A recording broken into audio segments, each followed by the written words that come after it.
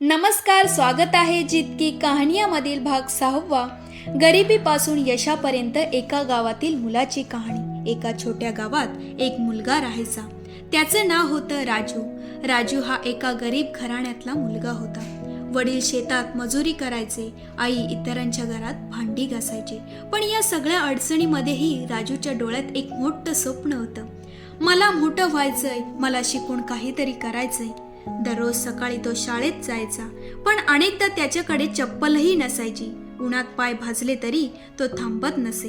गावातले काही लोक त्याची चेष्टा करायचे, अरे राजू, या शिक्षणाचं काय होणार, शेतात काम कर.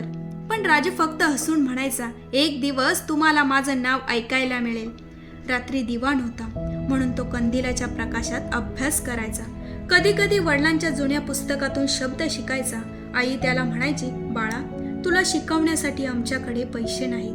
राजू म्हणायचा, आई, तू मला फक्त आशीर्वाद दे, बाकी मी पाहतो. त्याने शाळेत मेहनत घेतली आणि तालुक्यात पहिला आला. संपूर्ण गाव त्याचं कौतुक करू लागलं. नंतर तो शहरात गेला, कॉलेजमध्ये प्रवेश घेतला. तिथे त्याने पार्ट टाइम काम केलं, पण शिक्षण सोडलं नाही.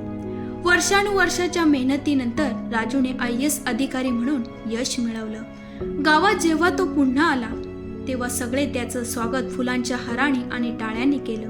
आईच्या डोळ्यात पाणी होतं, अभिमानाचं पाणी. राजू म्हणाला, गरिबी ही आपल्याला थांबवण्यासाठी नसते, ती आपल्याला उभं राहायला शिकवते. जो स्वप्न बघतो आणि त्याच्यासाठी लढतो तो नक्की जिंकतो. या गोष्टीवरून आपणास असे कळते की आयुष्यात कितीही अडचणी आल्या तरी स्वप्न बघा, त्यासाठी जगा, यश नक्कीच तुमचं होईल.